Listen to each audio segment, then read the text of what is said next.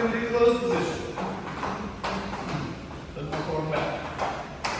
And we did a couple moves. Here they go. First, a tuck turn and the inside turn.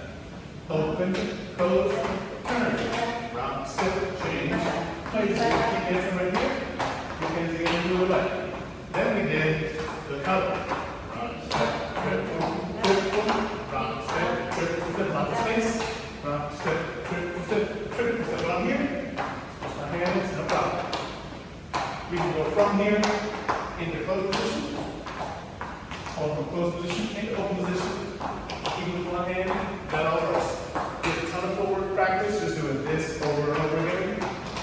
And that's going to be most of what you need to do for next week. We'll see you then.